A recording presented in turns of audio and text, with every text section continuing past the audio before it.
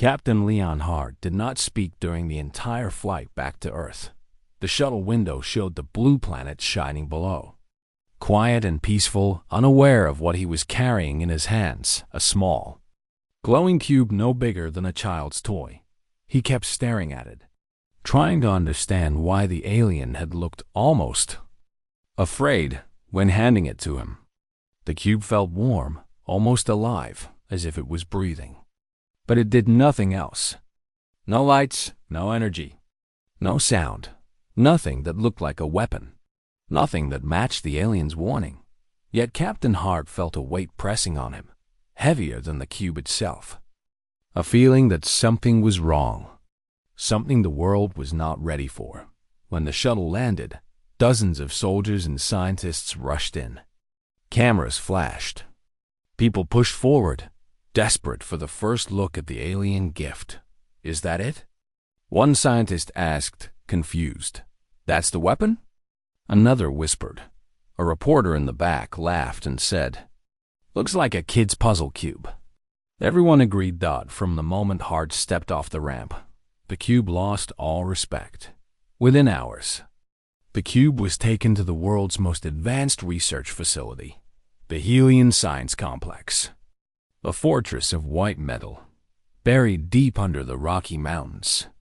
Hart was escorted inside as if he were carrying a bomb. But when the cube refused to activate, security relaxed. Some guards even rolled their eyes. A tall scientist named Dr. Rena Porter took charge of the analysis. She placed the cube under scanners that could read the structure of a grain of sand from miles away. Nothing happened. The scanners returned no data.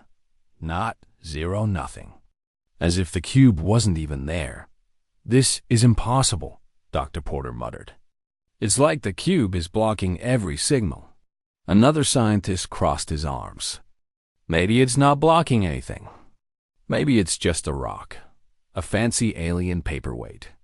A cosmic toy. That phrase spread fast. Within 2 days, news channels around the world picked it up. Alien toy? Is humanity being mocked? Captain Hart returns with useless cube. Was the alien gift a prank? The public laughed. Memes filled the internet. The cube became a joke, but Captain Hart did not laugh. He stayed close to the cube every single day, watching it, waiting, listening. Something inside him refused to believe was meaningless. He remembered the alien's eyes, cold, shining blue, filled with warning. He remembered the ship trembling slightly, as if something dangerous was approaching. Even then, no. The cube wasn't a joke. It was a message. A warning. A final hope. Or a final mistake.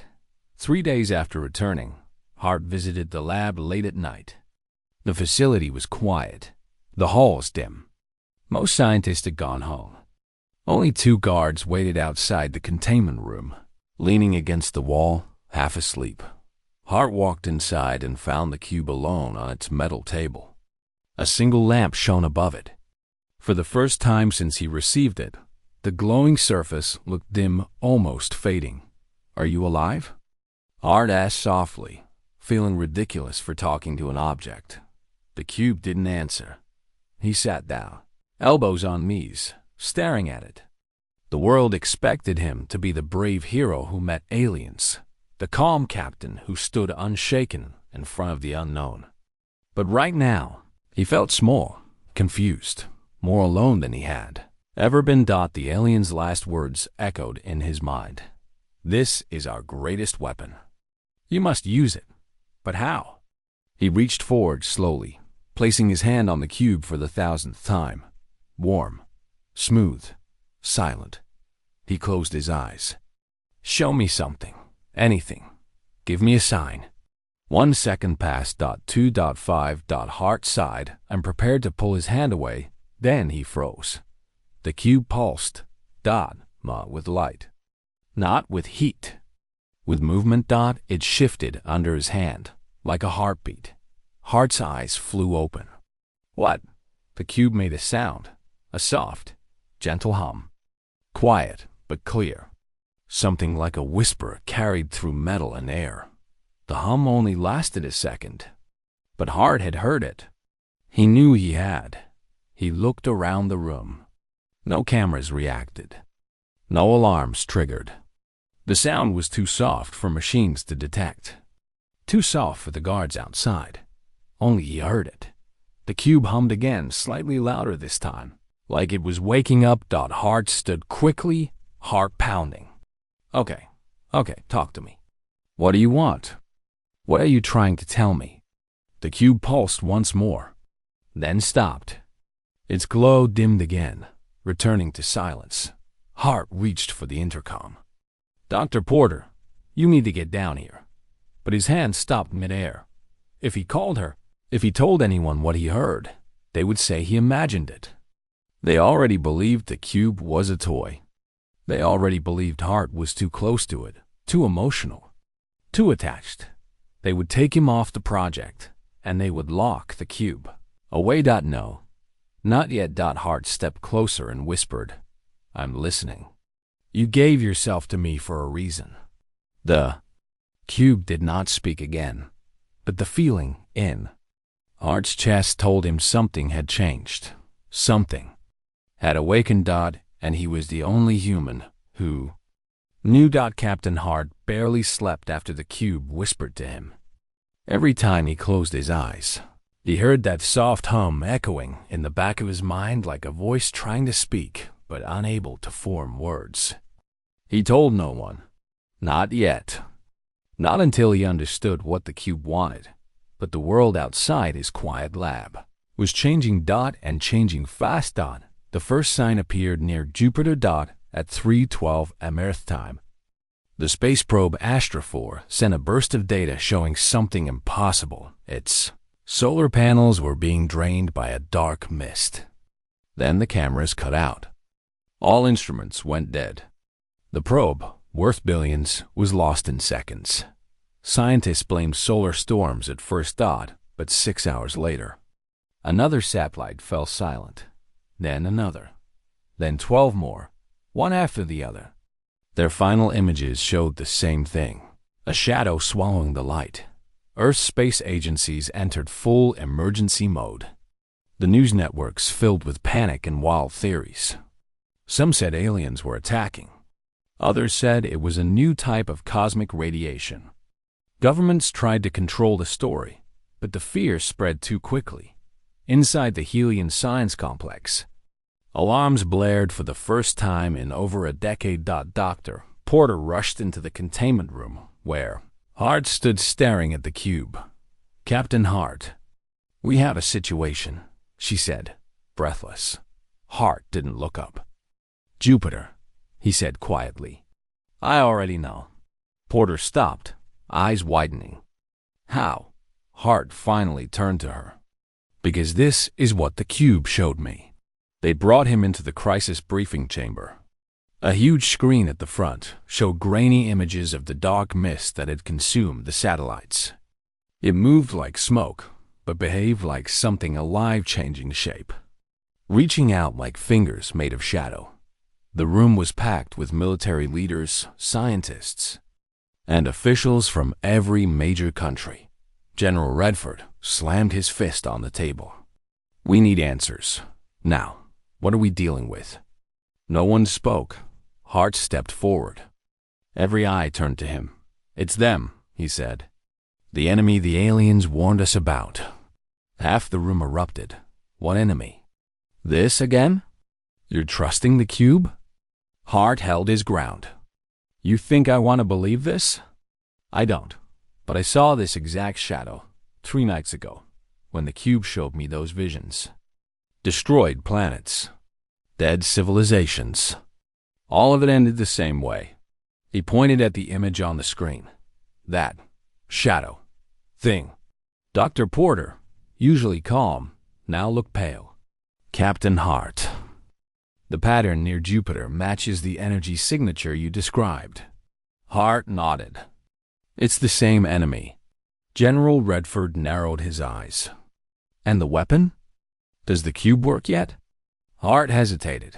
He could tell the truth. No. The cube barely glows. It acts alive but reveals nothing. Only I can hear it, and even that is faint. But if he said that, they would take the cube away. He looked straight at the general. It's beginning to respond. Porter stared at him, shocked. Is that true? Hart didn't blink. Yes, a lie half a lie at least. The cube had responded, but only with whispers. Still, he had no choice. Humanity needed the cube. Needed time. Needed hope. General Redford sighed. Then we have only one option. Prepare forces. Prepare weapons. And prepare Hart. That night, Hart returned to the containment room alone. The cube sat silently on its metal platform. He approached it slowly. You picked the wrong human, he whispered. I don't know what you want. I don't know how to use you. He placed his hand on the cube and felt nothing. No warmth. No pulse. No. For the first time, he wondered if the cube had stopped believing in him.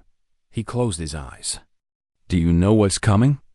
That shadow near Jupiter? It's moving fast. And Earth has no chance without you. So please, if you can hear me, if you understand me, wake up. Silence. Then the cube flared. A bright, sharp flash of blue light burst outward, a wave that passed through the walls, the equipment, and even Hart's body. He staggered back, gasping. The air in the room vibrated like a struck bell. The cube floated off the table. Levitation. For the first time, Hart's heart pounded. Yes, come on. The cube rotated slowly, symbols appearing on its surface, alien runes Hart had never seen before. A voice filled the room. Not spoken out loud. Not heard with ears. Heard inside his mind. Chosen operator, human Hart. His breath caught. What does that mean? The runes shifted. Access granted to primary user. Hart felt a surge of energy through his spine, like lightning without pain. His vision blurred, his thoughts spun, and suddenly he wasn't in the lab anymore. He saw space-wide, cold, endless. He saw the shadow creatures devouring star systems. He saw the alien species who had created the cube, fighting and dying. He saw worlds burning, worlds falling, and Earth standing next in line, helpless. Then the cube showed him one last image. Him. Captain Leon Hart, standing alone against the darkness, holding the cube like a shield. The vision shattered. Hart fell back onto the floor. Gasping for air, the cube slowly lowered itself back onto the table. He wiped his trembling hands on his uniform. It's real, he whispered. It's all real. A knock came on the door. A guard entered. Captain Hart, sir. New report. The shadows near Jupiter. They've changed course. Hart's heart froze. Toward where? The guard swallowed hard. Toward Earth, sir. The Helion Science Complex had never felt so tense. Every hallway buzzed with whispers. Every screen flashed red alerts. The shadows from Jupiter, those silent, hungry shapes, were now moving toward Earth at terrifying speed, and only one person knew the truth behind them. Captain Leon Hart. He walked down the long corridor toward the containment room, surrounded by guards who watched him like he was carrying a nuclear bomb. Maybe he was. Maybe something even stronger. Dr. Porter met him at the door. Her eyes were sharp, filled with questions she couldn't ask in front of the soldiers. Hart, she said quietly, are you sure the cube responded to you? He looked at her, unsure how much to reveal. It's changing, he said. I think it's waking up. Porter studied him for a second longer, then nodded. She didn't believe him. Or maybe she did, but she feared what belief meant. They stepped inside. The cube sat on its platform, glowing brighter than before. Blue light pulsed slowly from within, breathing, living. A scientist standing nearby took a step back. It wasn't doing this earlier. he muttered. Hart felt the same energy he had sensed during the vision. It ran through the air like static, almost pulling him closer. Porter approached the cube with caution. If this really is a weapon, we need to know how it activates. Hart swallowed. He wasn't ready for what came next. He reached down. The cube sensed him instantly. A strong pulse of light shot upward, blinding the room. Alarms screamed. Guards shouted. Scientists ducked under tables. The cube lifted into the air faster this time and spun with a soft hum that grew louder, sharper. Hart, step back. Porter yelled, but it was too late. A beam of solid blue light shot from the cube and wrapped around Hart like a ring. His body lifted off the floor. His arms spread out, trapped in the glowing field. The room filled with wind coming from nowhere, swirling around him and the cube. Hart. Porter screamed. Let him go. The cube ignored her. It was choosing him. Hart felt the energy tearing through him and yet not hurting him. His muscles burned like fire, but also felt stronger, heavier, sharper. His mind filled with images and symbols. Alien patterns moving too fast to understand. The cube was linking to him, connecting, fusing, rewriting his senses. His heartbeat synchronized with the cube's pulse. He could feel its thoughts, its fear, its memory, its purpose, and then its power. His fingers glowed, wrapped in blue lines that crawled up his arm. His skin felt like metal and light at the same time. Captain Hart, Porter shouted. You're changing. He could hear her clearly, but her voice sounded distant, like coming through water. The cube spoke again inside his head. Primary user verified. Another pulse slammed into his chest. He gasped, twisting in the air. Armament protocol released. The cube unfolded literally. Its shape began to break apart into dozens of tiny fragments that circled around his body like a cloud of sparkling dust. The fragments formed shapes, armor plates of glowing energy that attached themselves to his chest, shoulders, and arms. It was not metal. It was not solid. It was something in between, fluid light that moved like liquid but struck like steel. Porter watched, horrified but amazed. Alien exo-armor, she whispered. The cube is generating it. Guards raised their weapons, unsure whether to shoot or stand back. Hart landed on the floor gently, knees bending under the weight of the new power. The armor faded slightly, becoming almost invisible, like a second skin. He looked at his own hands, now outlined in faint blue light. What did you do to me? He whispered. The cube answered inside his mind. Human operator must withstand the cost. A sudden wave of pain stabbed through him, sharp, deep, like needles in his spine. Hart fell to one knee, breathing hard. Porter rushed toward him, ignoring the guard's warnings. Hart, are you hurt? He shook his head. No, not hurt. Just drained. He felt weaker than before, like his energy had been pulled out and used to fuel the armor. The cube floated beside him now, calm and quiet. Porter studied Hart's glowing hands. So, every time you use the weapon, it takes something from you? Hart nodded slowly. Strength? Maybe more. He didn't say it out loud, but he felt it. The cube wasn't powered by electricity. It was powered by him, his body, his mind, his life. Another alarm blared across the building. A soldier rushed in. Dr. Porter. Captain Hart. He held a tablet with shaking hands.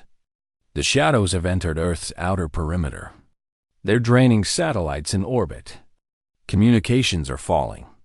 Ground stations are losing contact. Porter's face went pale. How fast are they moving? The soldier swallowed.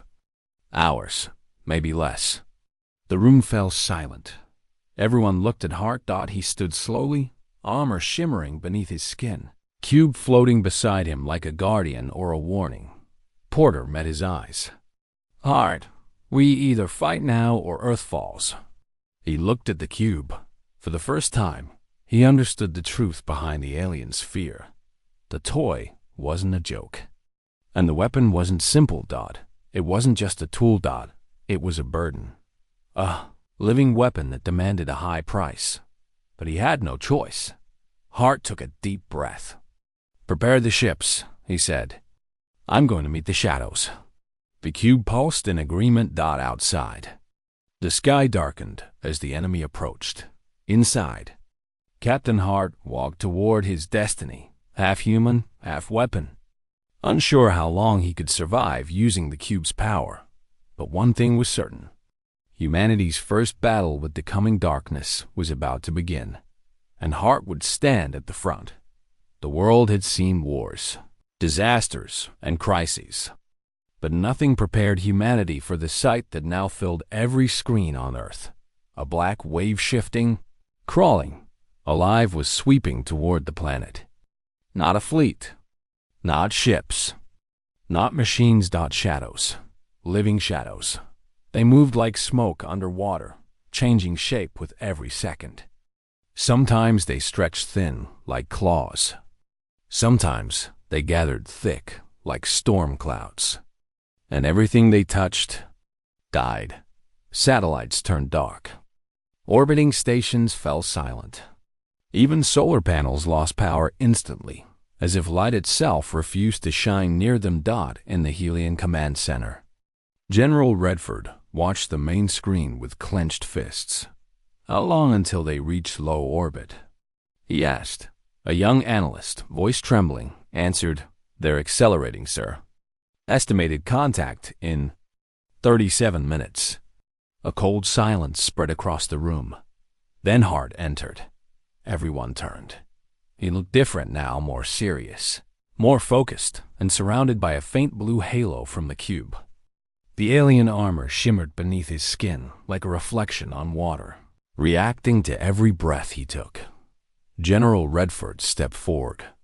"Captain Hart, are you ready?" Hart didn't feel ready. Not even close. But he nodded. "The cube will help me," he said. "I just hope I can handle the cost." Behind him, the cube floated quietly, its surface glowing with slow pulses, almost like a heartbeat. Minutes later, Hart stepped into the launch bay. Soldiers stood along both sides, their faces a mix of fear and awe as he walked past. He looked like a normal man, yet not normal at all. The alien energy shifted around him with each movement, as if the air recognized him as something new. Commander Rivas, pilot of the Helion 9 starfighter, saluted him. "Sir, the ship's ready. Weapons online. Shields at maximum." Hart placed a hand on the ship's cold metal hull. It felt small compared to the alien enemy approaching. Earth. Human technology looked fragile next to the cube's power, but it was all humanity had. "Thank you," Hart said. "Let's bring everyone home." Rivas nodded sharply and climbed into the cockpit. Hart followed, taking the rear seat. The cube slid in beside him, floating in the air like it belonged there. "Control, this is Helion 9, Rivas said through comms. "Requesting clearance for launch." "Helion 9. You are cleared. Godspeed." The doors opened. The engines roared, and the ship shot into the sky like a comet. As they broke through the clouds. The first thing Hart noticed was the darkness. The enemy wasn't just coming, it was blocking out sunlight. A thick wall of shadow drifted across space, swallowing light like a bottomless pit. "Captain," Rivas whispered, voice shaking. This is impossible." Hart didn't answer. He couldn't. His heart pounded hard enough to hurt. The cube pulsed beside him. Hostile entities detected. The voice filled Hart's mind like a cold wind.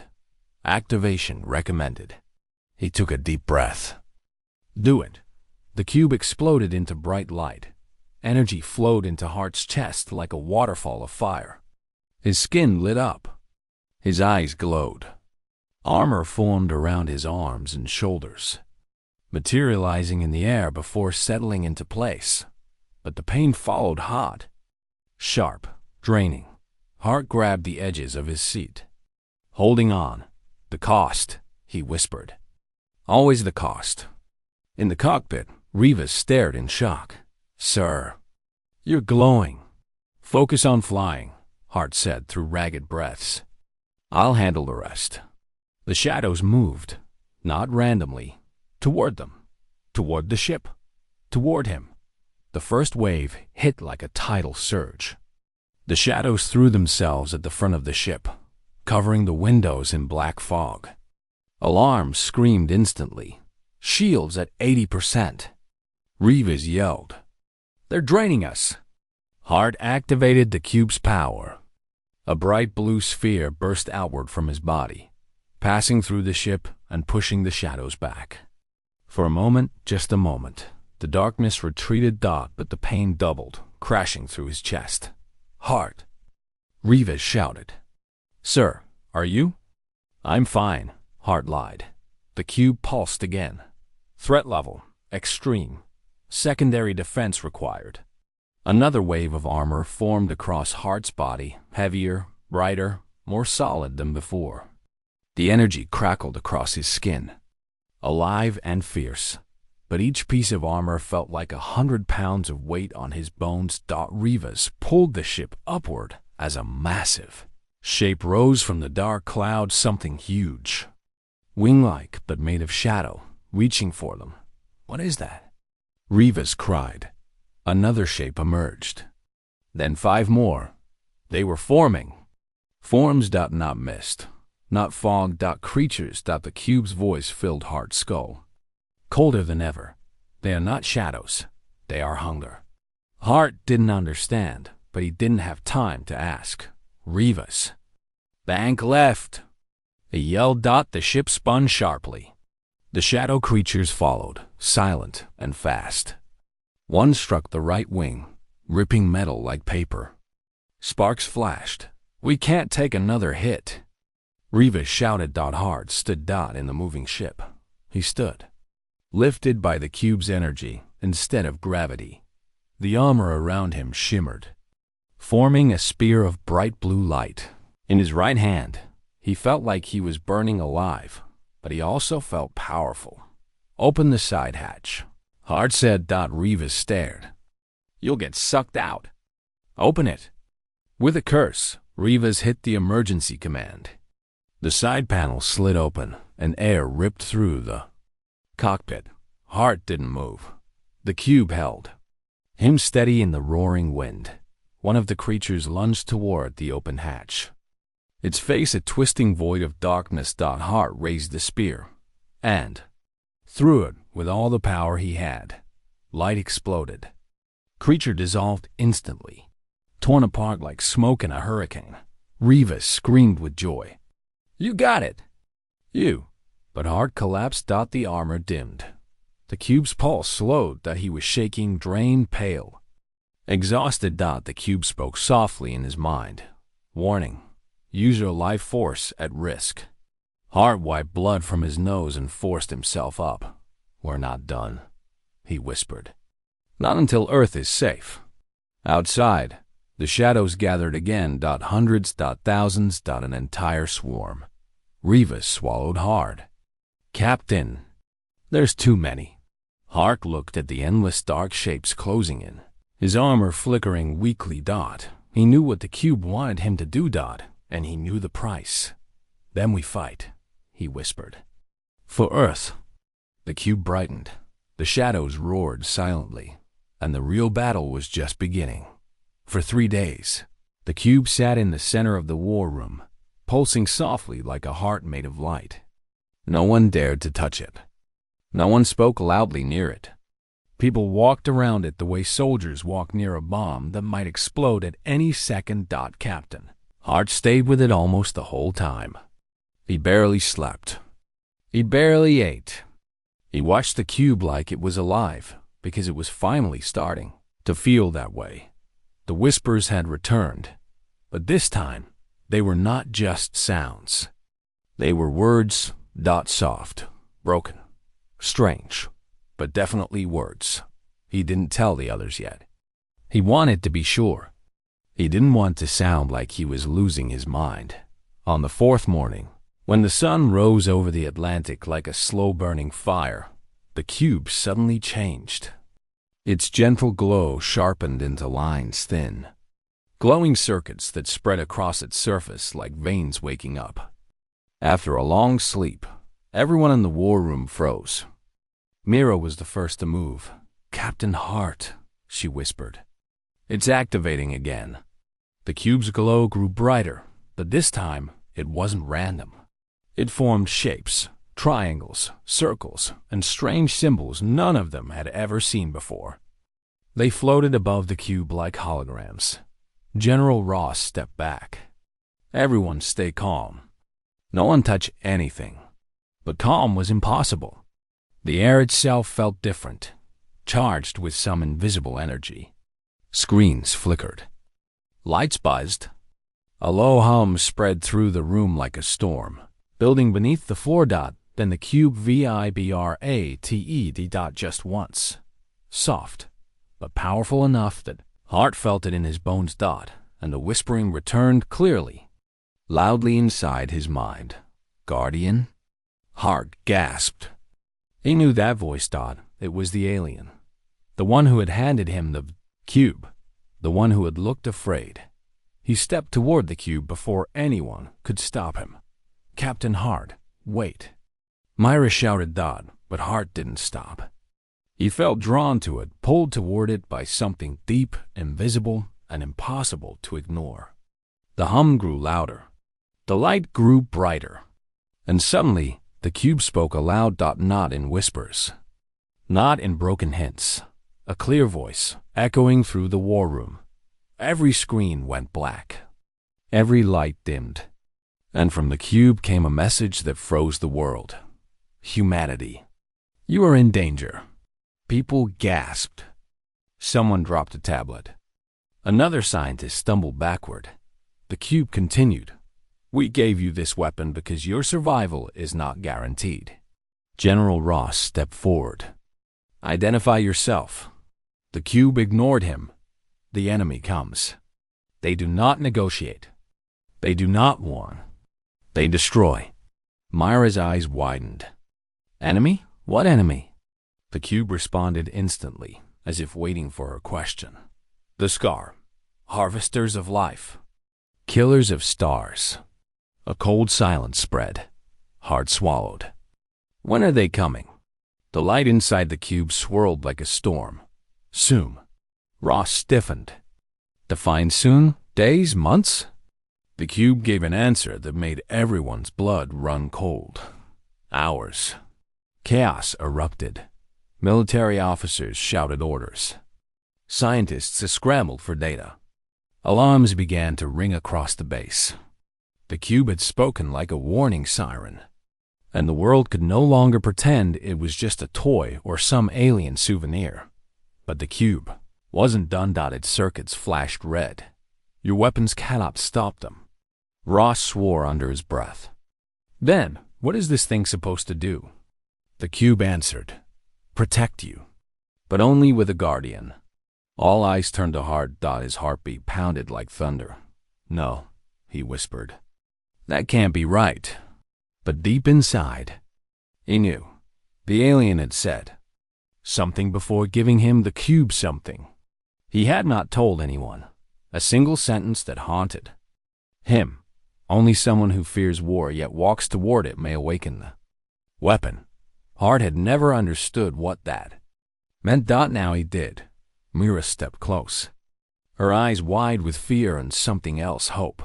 "Captain Hart, I think it chose you." Hart couldn't breathe for a moment. His hands shook. His chest tightened. He didn't want to be some chosen hero. He didn't want to be part of a prophecy. He just wanted answers. But the cube glowed brighter when he stepped closer, calmer when he touched it. He wasn't imagining it. He wasn't dreaming. The cube had chosen him. Ross placed a heavy hand on Hart's shoulder. "Captain, if this thing is our only weapon, we need you." Hart looked at the cube glowing softly beneath his fingers. A soft voice echoed again, this time only in his mind. Guardian. Stand ready. The light spread from the cube to Hart's hand, gentle, warm, but powerful. Symbols crawled across his skin like glowing ink. Mira gasped. It's bonding with him. Ross stepped back. My God. Hart tried to pull his hand away, but he couldn't. The cube held him, and it was changing him. As the glow wrapped around his fingers and climbed up his arm, Hart whispered a single thought, one that filled him with fear. What if I'm not the hero this thing thinks I am? But there was no turning back. The cube had awakened. The Scar were coming. And Earth had only one guardian. Everything was about to change. The glow crawling up. Captain Hart's arm faded after a few minutes, but something inside him had changed. He felt heavier, as if the cube had placed a new weight on his soul. The room around him felt louder, brighter, sharper. He could hear footsteps from the hallway. He could feel the hum of the machines around them. He sensed fear in the people nearby, as if their emotions were waves touching him. Dr. Myra watched him carefully. Hart, are you okay? No, he wasn't. But he nodded anyway. General Ross didn't have time for feelings. He turned toward the command screens. We need global alerts. We need air defenses, satellites, every system we have. A young analyst rushed in, panic in his voice. Sir, our telescopes just picked up something. Ross spun around. What kind of something? The analyst swallowed hard. A fleet. Myra froze. How big? The analyst opened his shaking hands as if trying to measure something impossible. Big enough for the cube to warn us. The lights in the war room flickered. The cube glowed again, but this time its color was different, no longer soft blue. It burned a deep, dangerous red. Hart stepped toward it. What's happening? The cube spoke. They have entered your system. Everyone went silent. The Scar do not hide. They come openly. They come fast. Ross shouted orders at his team. Patch the telescope feed to the main screen. A giant monitor lit up. What they saw felt unreal. Black shapes, hundreds of them, moved toward Earth from deep space. They didn't look like ships. They looked like shadows that swallowed the stars behind them.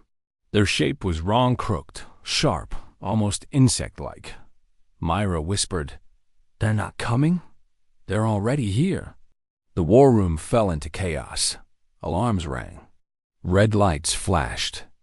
Officers shouted into radios. Scientists ran to their stations. The whole base felt like a beehive struck by a storm. Ross forced himself to speak calmly. Hart, we need that weapon. Now. Hart looked down at the cube. It pulsed in rhythm with his heartbeat. I don't know how to use it, he said. The cube responded instantly. You will learn. Hart felt cold pressure on his chest, like someone pushing him from the inside. A glowing symbol appeared on the back of his hand. Myra reached out to touch it, but the cube stopped her. Its light formed a brief shield around Hart. Only he can interface, the cube said. Myra stepped back, stunned. It's protecting him. Hart felt sick. He didn't want to be protected. He wanted answers. What do the Scar want? The cube glowed brighter. They want life. Your planets, your cities, your oceans, your people. They drain worlds until nothing remains. Everyone stared at the screen again. The fleet was closer now. A dark wave in space. A quiet voice came from a young woman at a sensor station. Their speed is increasing. Ross clenched his jaw.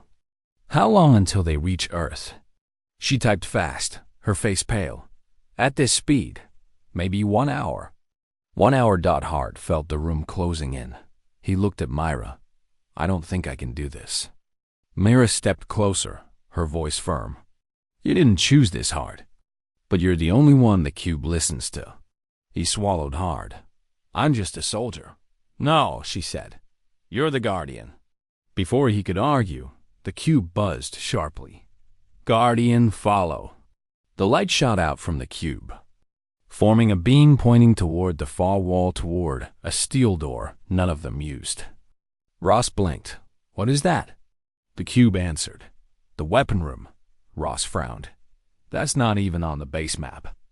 "The aliens built it," Myra whispered. The cube repeated, louder. "Guardian. Follow." Hart took a step, then another. The door slid open by itself, revealing a dark hallway with walls made of metal that didn't look human. The lights inside glowed with the same pattern as the cube. Mira grabbed her lab coat. "I'm coming with you?" "No," the cube said. "Only the Guardian may enter." Mira froze in frustration. Hart breathed slowly, trying to calm the storm inside him. "I'll be back," he told her. "You better." She answered. Ross called after him. "Hart, whatever is in there, use it fast." Hart stepped through the doorway. The door sealed behind him, cutting off all sound. He was now alone in the alien hallway, lit by soft red light. The walls felt alive. They hummed gently, like the cube. Hart walked slowly, following the glowing symbols that appeared under his feet. The hallway opened into a massive chamber bigger than anything hidden under Earth should ever be.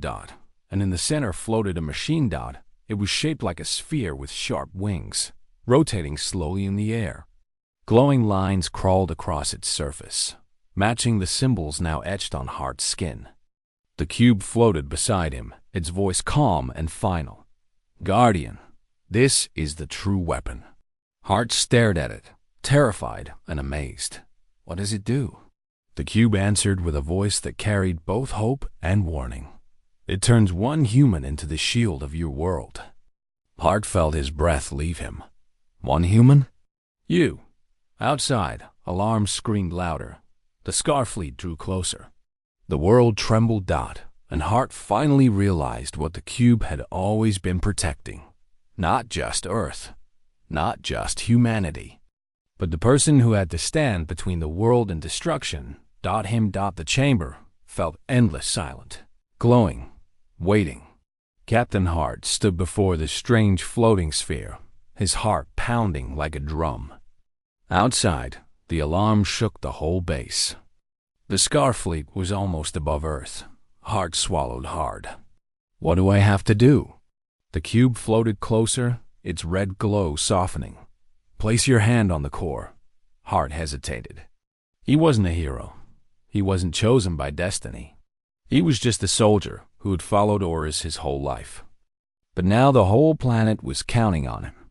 He stepped forward and raised his glowing hand. The sphere reacted instantly.